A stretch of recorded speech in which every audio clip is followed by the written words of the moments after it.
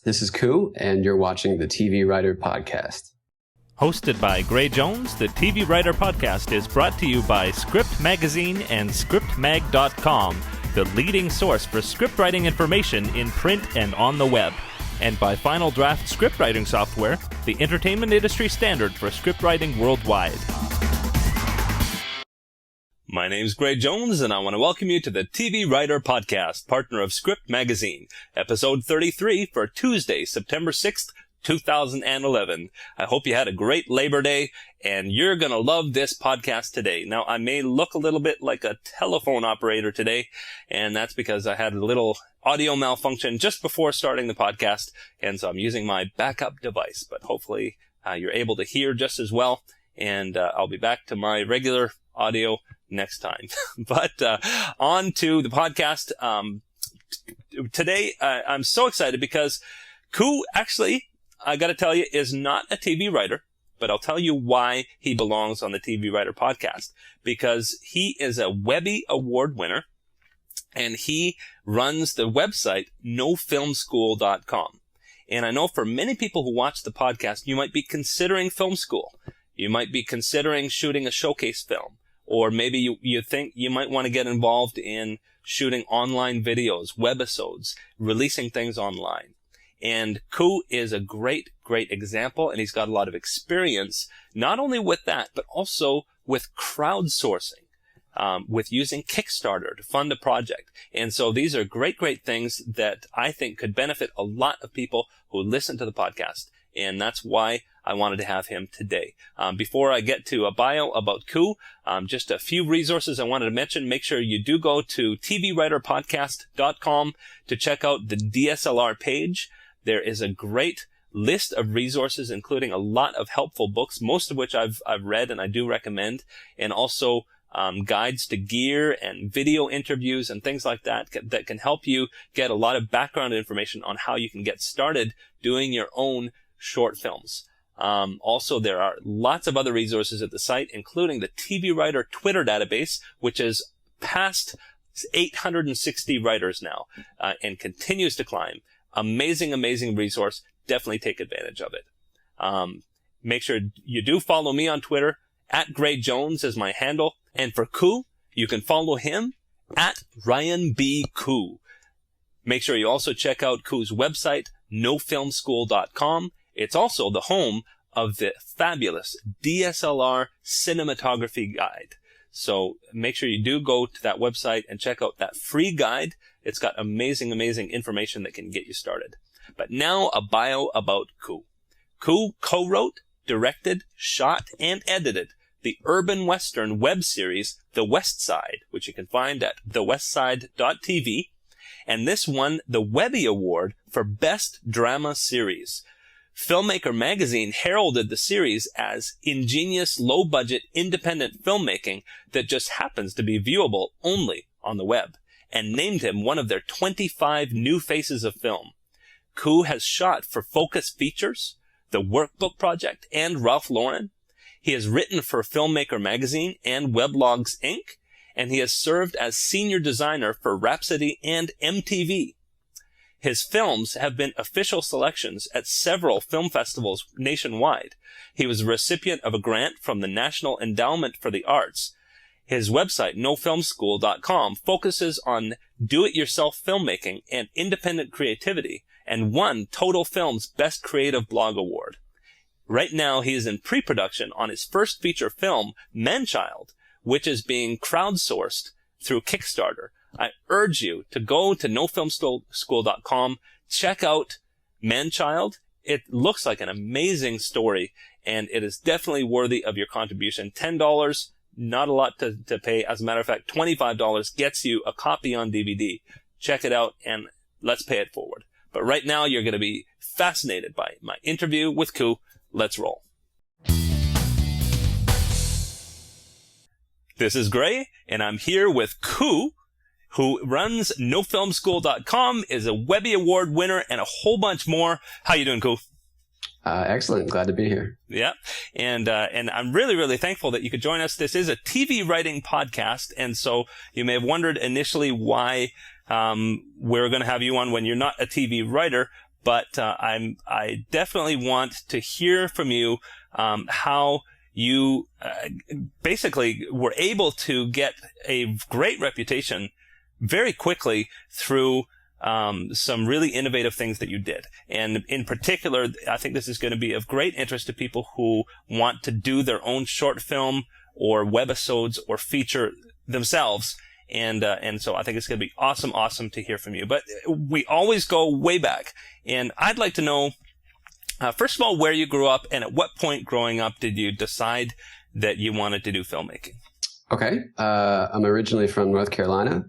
And, I think like a lot of eventual TV writers or directors, I made a lot of movies as a kid that were just foolish shorts. And I didn't think it was going anywhere in particular until I got into high school. And then I started doing more involved projects. And I think by the time I got to college, I knew that this was something that I wanted to do. And where did you study? I went to Middlebury College in Vermont. Mm-hmm. It's a small liberal arts school, but they actually had a film major, which is fairly rare among schools of that size. So that was the reason I went there. Cool. And what was that film school experience like for you?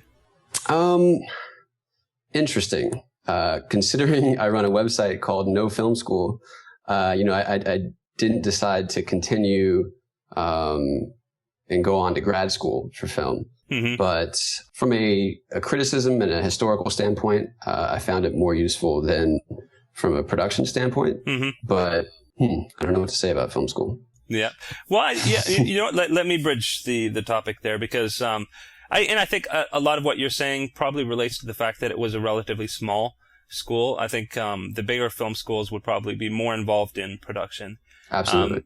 I had the experience of going to one of the larger film schools in Canada anyway. That's York University.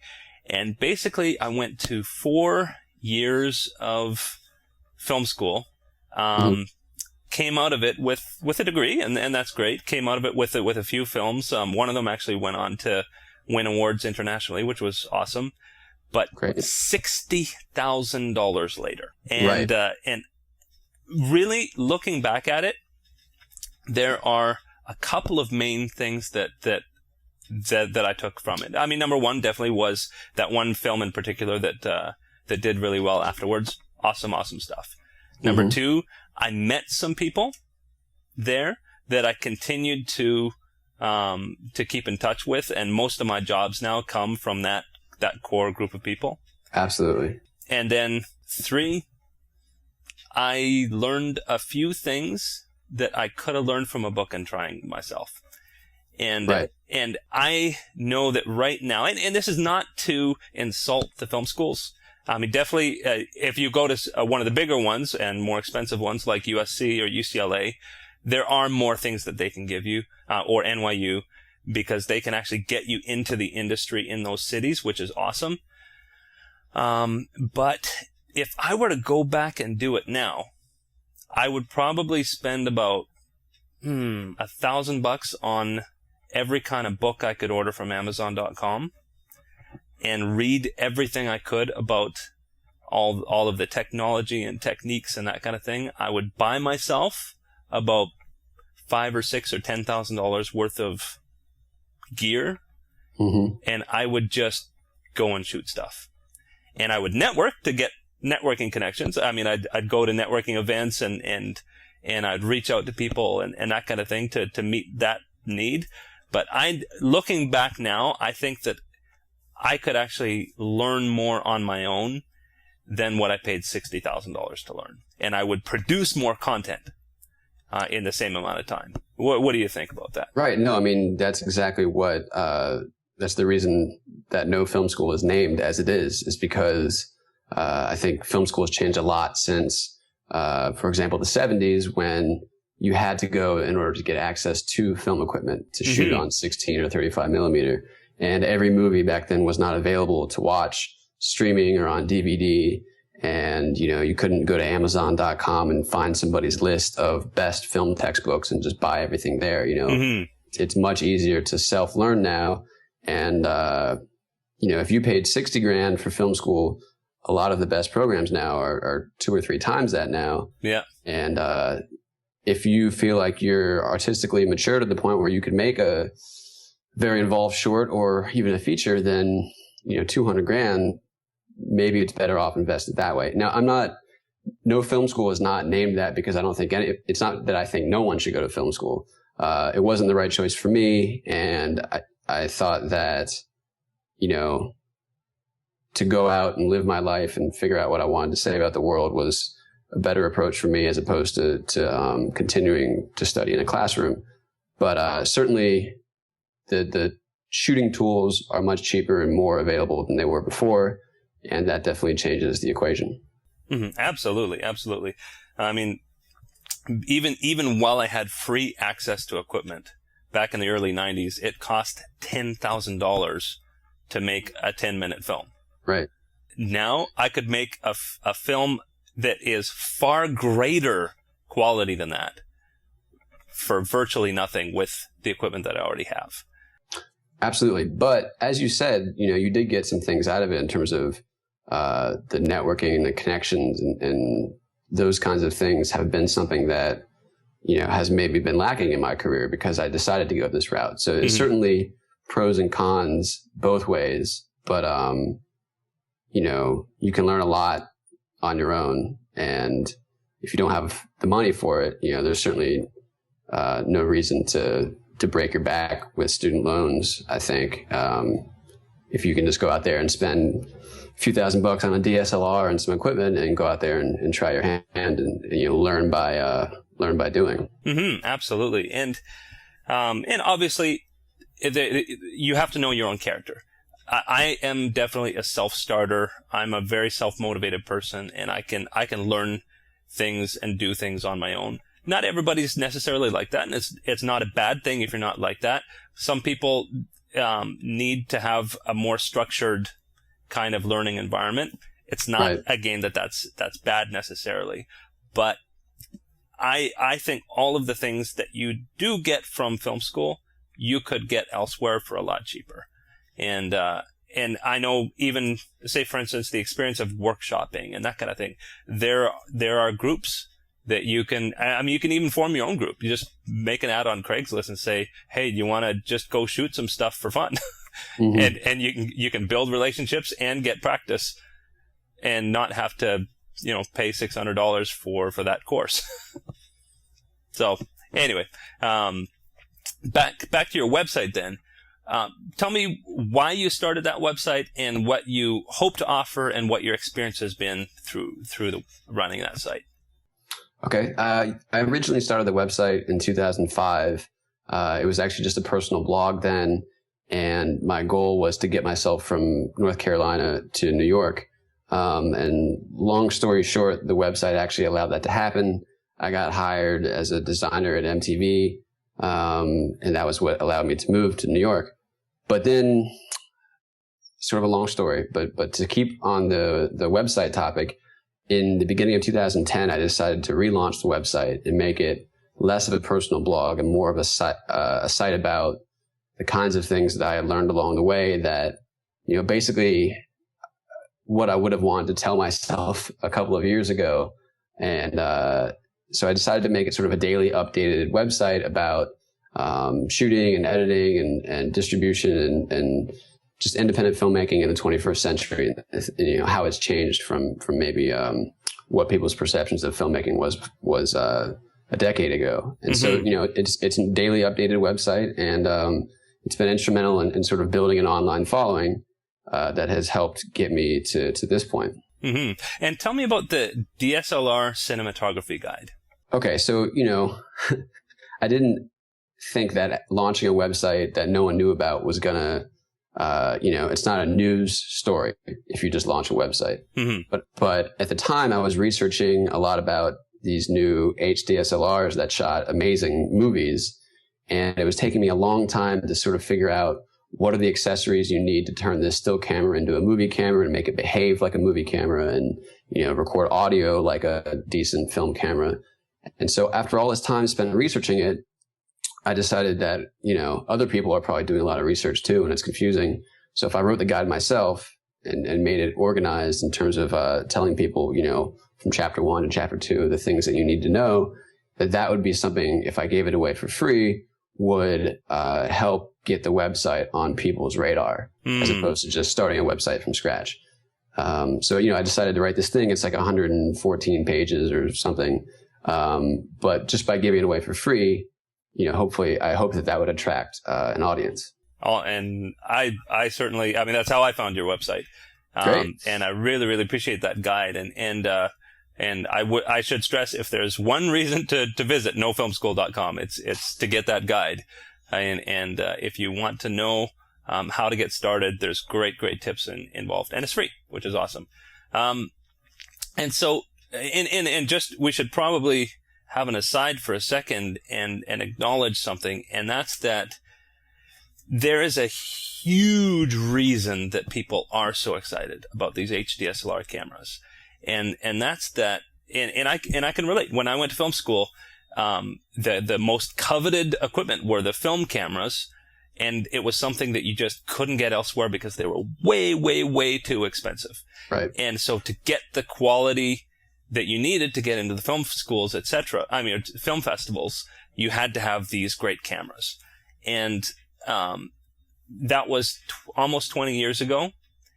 And it really didn't change for about 15 years, because right. there were relatively inexpensive camcorders. There were the DV camcorders. Then there were even camcorders that shot high definition video, and you can get them for under $1,000. But the quality that they shoot, even though they're called 1080p and they're called all these things, is not the same as what you see on screen on TV, and it's not the same as what you see on the big screen. Mm-hmm. And one of the primary reasons is the lenses. The lenses are very low grade lenses. Another reason is the sensors. The sensors are like 1/3 of an inch big at most, and that's even the better camcorders. And they just don't have the ability to capture the same kind of images, particularly the shallow depth of field that's very cinematic. And right. and so why is everybody getting so excited about these DSLR cameras that can shoot video? Is that they can use incredible lenses, and they also have very large sensors, which translates into much higher quality, much better low light ability, and also that shallow depth of field that everybody's looking for. And so there has been just a flood of excitement about this over the last 3 years, and it is an incredibly new thing. And literally the impact of it, there was a film this year that was sold to Paramount for $4 million that was shot entirely on a DSLR camera. Right, like crazy. Yeah, there's films being shot on DSLR and released on iTunes and making $200,000 or $300,000. I mean, that is unbelievable, and it's the kind of thing. It's like almost like the internet, where the internet gave incredible resources to the average Joe. Absolutely, it's the democratization of filmmaking, which of course people have been talking about forever, but the large sensors, like you mentioned, on a DSLR sort of came out of left field. I don't think people expected the still cameras to make such beautiful movies, and that's what had everyone so excited. Is not only was it amazing, but it was unexpected. Mm-hmm, absolutely, and I heard it was even an accident. Right? Yeah. No, Canon thought it was an afterthought, and but it didn't take long for people to start picking up on what they were capable of. Mm-hmm. And literally even to the point and I was even surprised of this. They're being used in major features like Captain America, mm-hmm. Obviously as a B cam, not as their main cam, right. but still the fact that they're being used in a major blockbuster picture mm-hmm. Shows that there's potential in these cameras. Or even on something like Black Swan, where they wanted to shoot in the New York City subway and they didn't have permits, and they just hopped on there with a DSLR and filmed Natalie looking out the window and sort of stole their shots that way. They didn't shoot the whole film on it, but it's still a valuable device for specialty shots, for crash cams and that kind of stuff. Absolutely. Well, moving on to what you can do, I think one great example is your urban Western web series, The West Side. Why don't you tell me about that? Okay. Yeah. The West Side started when a coworker of mine, Zach Lieberman, and we were both hired at MTV around the same time. And we wanted to make a project. And we, speaking of the democratization of filmmaking, we knew that there were opportunities on the internet. If you wanted to make quality, dramatic content, you could put it out there and build an audience and, try and do it in more of an organic fashion and just build from episode to episode. And so we started writing the script for this urban Western. And it took us about, from the time we started writing to the time our first episode went up, it took us about 1.5 years. Wow. Because, we had full-time jobs. We were just doing it on nights and weekends. And then when we finally got to the point of casting the show, we basically wrote a feature-length script, and it was divided into 12 episodes. And so by the time we started casting the show, we were thankful to be able to find actors in New York that were willing to work on nights and weekends, unpaid. So it was a very DIY kind of production. And, we were able to get some recognition for it and go from there. But it cost nothing. It had no budget, and it was actually before DSLRs. So it was shot, on even worse equipment. Mm. And so tell me a bit about the response. I mean, first of all, it won the Webby Award for Best Drama Series. I mean, that's incredible. And what else? The Webby was incredible. And quite frankly, our whole goal was to bring attention to drama online. Because at that time, when we started on the project, it was 2007. And I think for the most part, video online was cats on skateboards. It was a lot of, it was basically America's Funniest Home Videos on YouTube. And so we saw the potential for drama. We wanted to call some attention to that. And when we won the Webby, it was actually, I think, the second time there was a Webby for Best Drama. So it was still early in the process, and we were up against Lonely Girl 15, which was, on the cover of Wired magazine and had millions and millions more viewers than we had, and we had only gotten through 3 episodes at the time. Wow! So we were happy to be nominated, and then winning it was unbelievable. And we were also selected as 2 of Filmmaker Magazine's 25 New Faces of Film, and that's kind of, we got an agent at UTA, and that's sort of this DIY production is what kind of launched us. Got our foot in the door, as it were. Wow. And so from that, you obviously got a lot more work. What kind of work did you do? Well, it was interesting. That's what allowed us to quit our day jobs, but our agent didn't feel that the West Side being an urban Western where you couldn't, at the time, most of the online stuff was product placement. That's what we was paying for, because online advertising wasn't at the point it is now. And because we had created this alternate black and white universe where we shot a Western in New York City, there's definitely no brand integration opportunities. Our main character couldn't be walking down the street with a Sprite in his hand. So our agent didn't feel it was very commercial.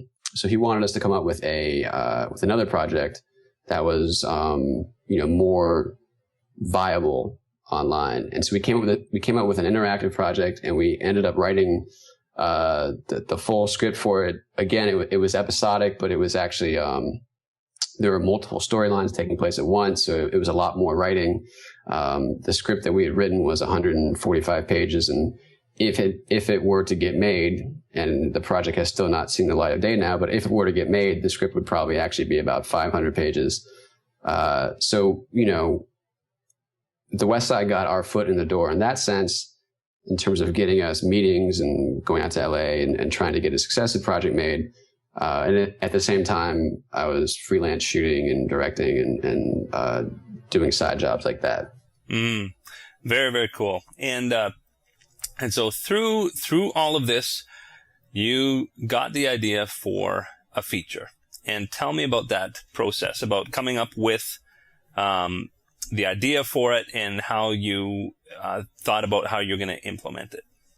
Yeah, I kind of went DIY filmmaking to Hollywood and then back to the micro budget scene. I personally, and I'm sure all writers do, it's very discouraging to have your fate in somebody else's hands. And when we were pitching our larger project, it also happened to be in 2008, and the economy was falling apart, and we would pitch to somebody and then find out 2 weeks later that person no longer had a job.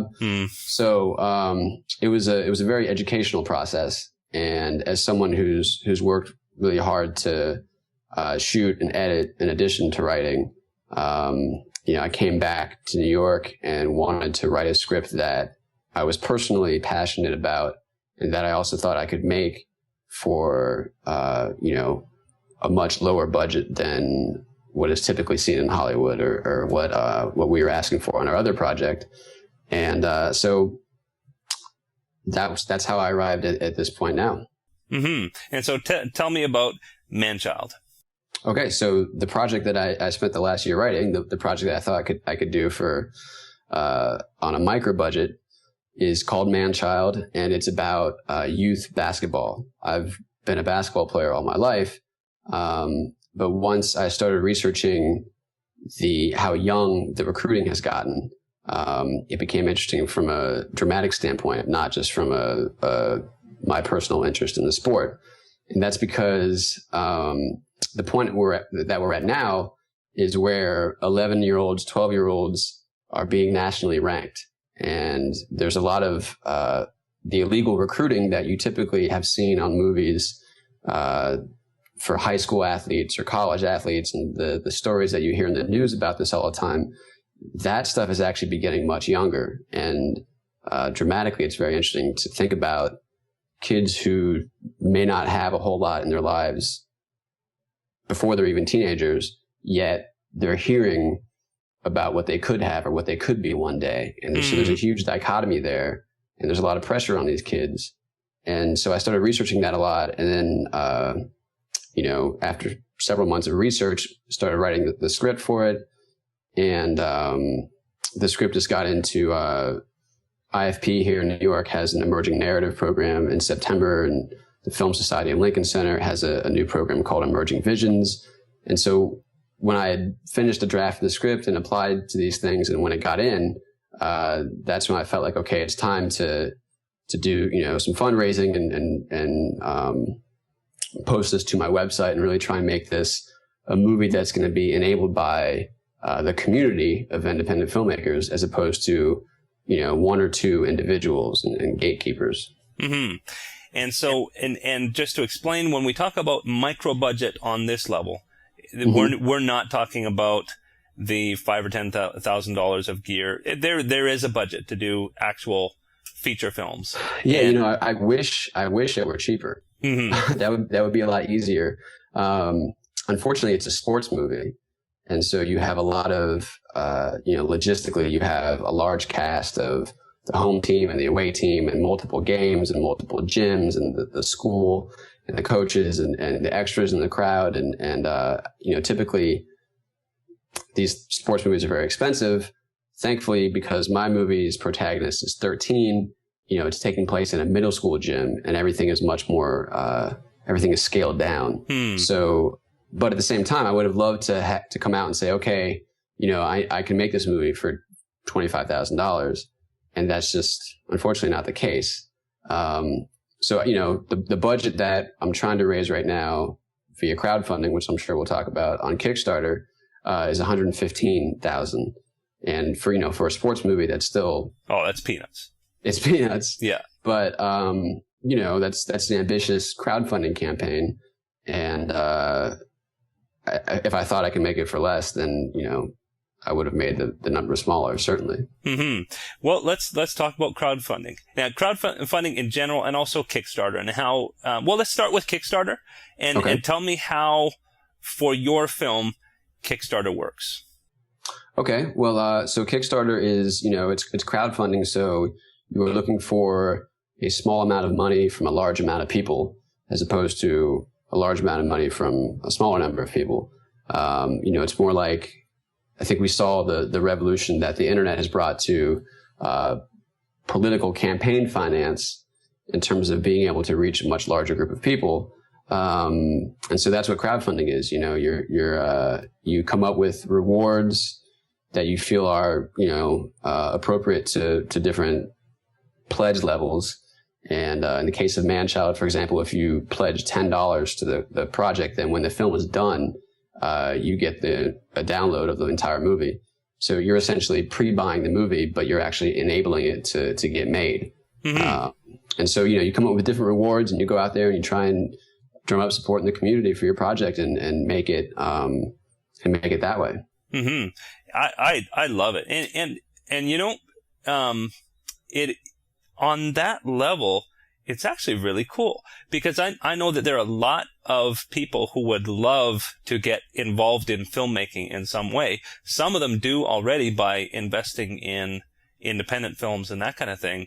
But for a lot of people, they don't have the kind of big bucks that would be involved in being able to become a co-producer of an independent film, but they can be involved and really feel a part of this kind of filmmaking. I think it's tremendously exciting. And I love the different reward levels. For $25, you get a copy of the DVD. And when you think about it, if I were to go and buy a DVD retail, I would pay $25. If I were to actually go to this movie in the theater, by the time I had my popcorn, I'd be paying $20. So it's even in this sense, it's almost like you're not even paying to support the film; you're just buying it. Well, I also wanted, and that's true, but I also wanted to do something more unique for Manchild. And for anyone listening, if you want to pull this up in your browser, you can go to coup.co/Manchild. Because, you can't really talk about a Kickstarter URL. It's really long. So that will take you there. Yeah. Or just go to nofilmschool.com and you can get all the links there too. Absolutely.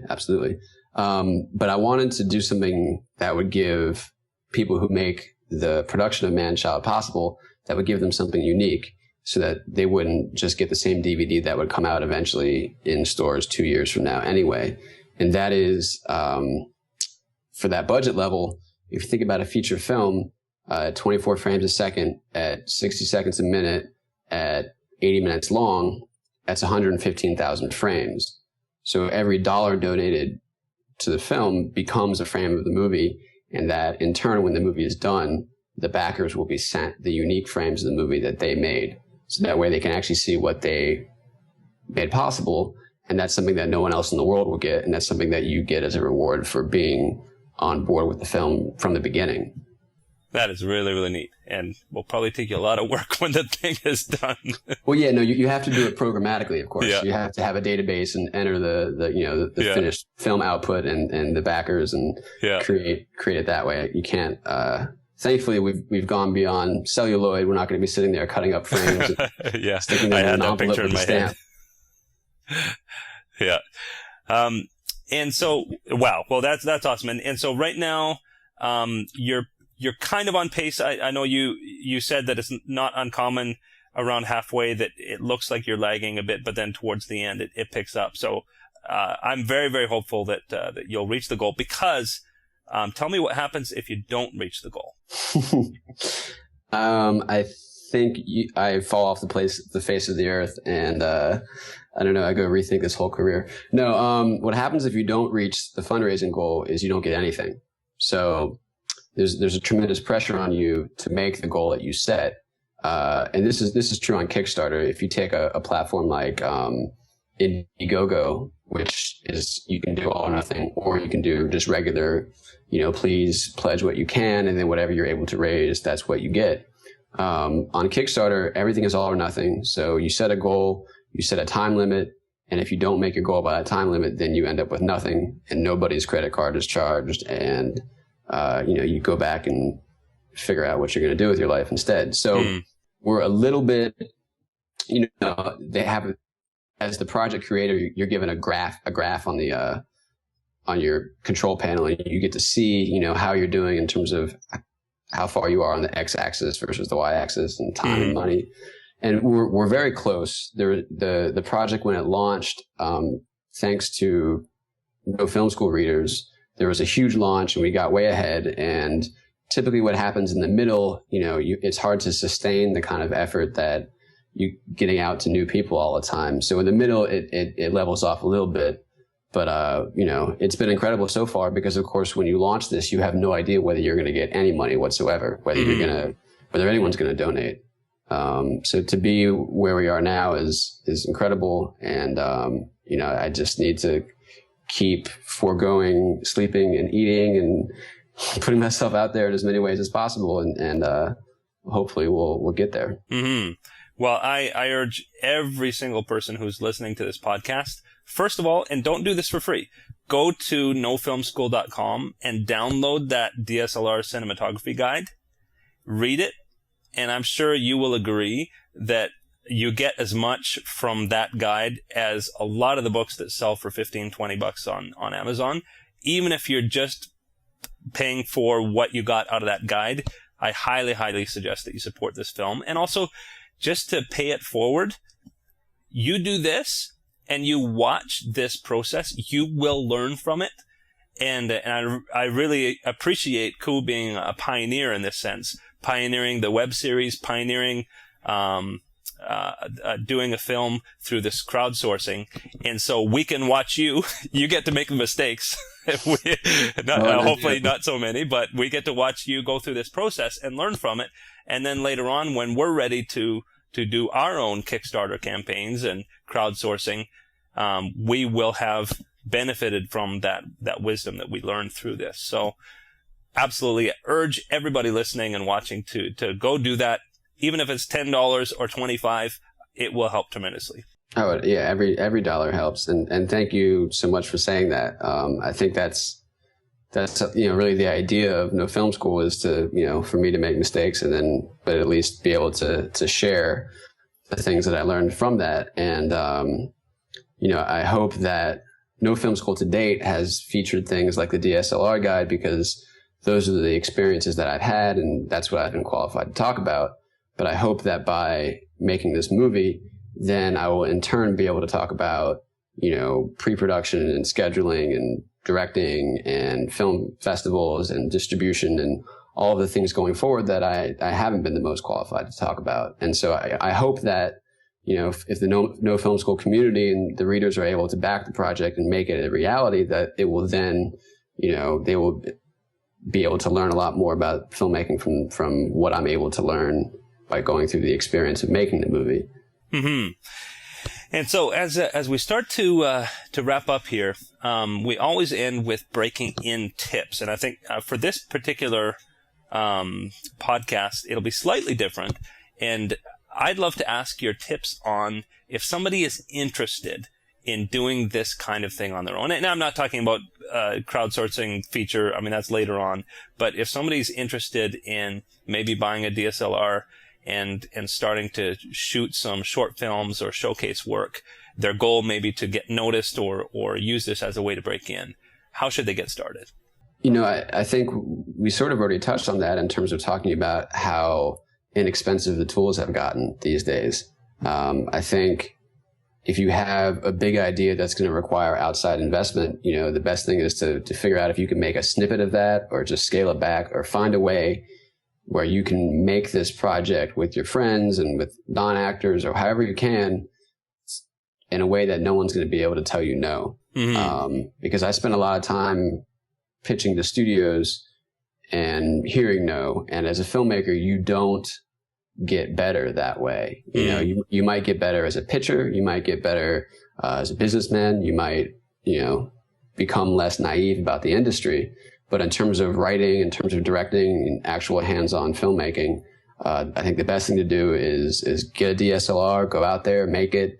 No matter how bad it is, you're going to learn, you're going to get better. And because of the internet, it's merit-based. If you have something out there that's able to get some attention, then, you can start leveraging that as opposed to the old way of, going to a studio and becoming an apprentice and working your way up over 20 years now, get your hands on some gear and make the best short project or web series or whatever you can out of your own pocket or just with a few friends, and go from there. And that's a wonderful opportunity that I think didn't exist several years ago. Mm-hmm. And there's some great examples. Steven Spielberg, how did he get started? He got started by making his own short films. M. Night Shyamalan, he got started by making short films. The amazing thing about a DSLR that you can pick up at your big box store is that you could actually shoot a film like that, and it would actually be at a quality level that you could get into film festivals with that. Absolutely. Which is amazing. Absolutely. I was shooting in high school, and I became a video producer after college, and that span of time, from 18 to probably 28, so much time was spent trying to figure out how to get the aesthetic of a feature film with the cameras that were available. And I was fortunate enough to win a Sony camcorder for a music video I did freshman year of college. And, that was a $4,000 camcorder, but it looked like video. It didn't look anything like a narrative feature. And so, then we started attaching all of these 35 millimeter adapters to it, and they caused all sorts of light loss. And then all of a sudden you need a whole boatload of lights in order to get a decent image. And I think people can sometimes get tired of talking about DSLRs, but it really is amazing in historical context to be able to have these really sensitive cameras that have imager the size of a 35 millimeter film camera that you can, make convincing, dramatic narrative features or shorts on for so inexpensively. Yeah, it's an amazing time, and I can't wait to see the kind of filmmaking that's going to come from this. The film festivals over the next year or two or three are, I think, going to explode.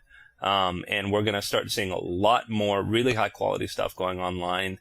And certainly you're going to see a lot more of these big features using these cameras. And also, it was only really about 3 years ago that accident happened at Canon. Mm-hmm. And this is getting into a bit of tech talk, but when the Canon 5D Mark III comes out, as it's expected to in a few months, my prediction is that's going to be a category killer. Yeah, that's going to be interesting. But let me ask you, as a writer and an editor, has this gotten you into shooting, and have you moved more towards the production side yourself in terms of DIY and from the cinematography aspect? I'm getting started. Actually, it's a funny experience. I was working on a TV show, actually with William Shatner, and we needed some stock footage for the show. And so we had a pretty big stock footage budget, but there was some stock footage we just couldn't find. We couldn't get the shot. And so I had just bought a DSLR, and so I thought, well, let me go and shoot this myself. So I went out and shot the footage, and I realized, wait a second, I can shoot this great quality footage that's going into this broadcast TV show that's just as good as anything out there on the stock footage sites. And it just got me thinking, wow, what more can I do with this? Absolutely. Yeah. And that's when I started looking up online, got some books and read them. And I should mention, actually, I've compiled a resource of my own at the TVWriterPodcast.com site. There's a DSLR page, and I've got links to a whole pile of books that will help people get started. Because we're talking kind of as people who have been shooting for a while. If a lot of this language is foreign to you, there are books that can get you caught up. And I find them very, very helpful. Actually, there's one I just started reading that comes with a DVD with 6 hours of training material on it. Yeah, crazy value.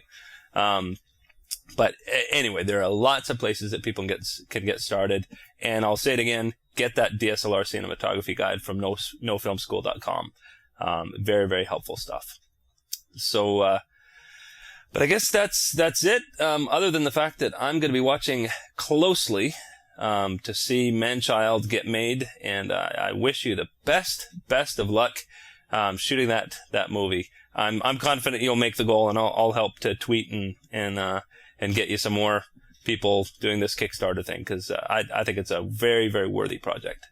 Well, thank you for all the kind words and for having me on, and I hope it's a valuable experience, not just for me, but for other people who want to go the independent DIY route.